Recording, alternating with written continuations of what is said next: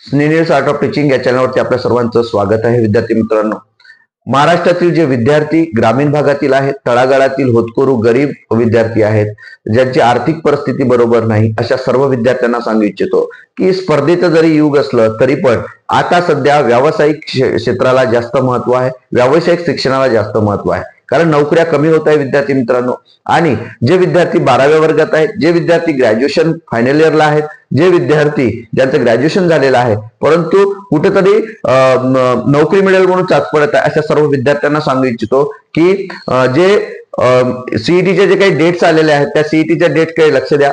आता एक सीईटीची डेट आहे ते म्हणजे कोणती, तर LLB. आपल्याला जर वकील बनायचं असेल, ग्रामीण भागातील विद्यार्थ्यांचा वकील बनण्याचा कल जो हा अत्यंत कमी आहे, त्या सर्व विद्यार्थ्यांना सांगू इच्छितो की आपण 12वीत असाल तर सीईटी जी आहे त्या सीईटीचे सुद्धा अप्लिकेशनचे फॉर्म आलेले आहेत, ते तुम्हाला फॉर्म भरायचे आहेत, अप्लिकेशन करायचं आहे.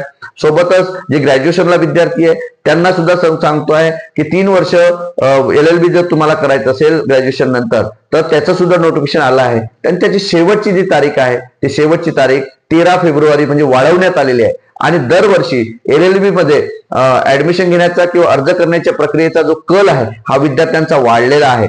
त्यामुळे जे विद्यार्थी अजूनही याबद्दल अनभिज्ञ आहे, ज्यांना माहिती नाही, याबद्दलचं संपूर्ण मार्गदर्शन, सीईटी बद्दलची माहिती, तुम्हाला महाराष्ट्रातील टॉप कॉलेजेस कोणते आहे, त्याचं कॅपराऊंड कसं असते, कॅपमध्ये कसं तुम्हाला अप्लिकेशन करायचं आहे, अर्ज कसा करायचा आहे, कोणते कॉलेज तुम्हाला मिळाले पाहिजे, गव्हर्नमेंट कॉलेज कोणते आहे, या सर्व बाबी, मोफत ऍडमिशन कसं मिळेल, वसतिगृहात राहण्याची व्यवस्था कशी असेल, वसतिगृह जर नाही मिळालं तर राहण्या खाण्याची व्यवस्था कुठे मिळेल, 60,000 रुपये स्वाधार स्वयं आधार योजनेच्या माध्यमातून कसं मिळेल, पुण्यासारख्या शहरामध्ये ILS कॉलेजमध्ये कसं शिकता येईल, या सर्व बाबी आपल्या सर्व विद्यार्थ्यांना मोफत मार्गदर्शन आम्ही कायमस्वरूपी करत असतो. त्यामुळं सर्व ग्रामीण भागातील होतकरू जे विद्यार्थी आहेत, ज्यांना LLB करायचं आहे, 12वी नंतर 5 वर्षाचं LLB आणि ग्रॅज्युएशन नंतर 3 वर्षाचं LLB आपल्याला करायचं असेल, 13 फेब्रुवारी हे शेवटच्या सीईटीची डेट आहे.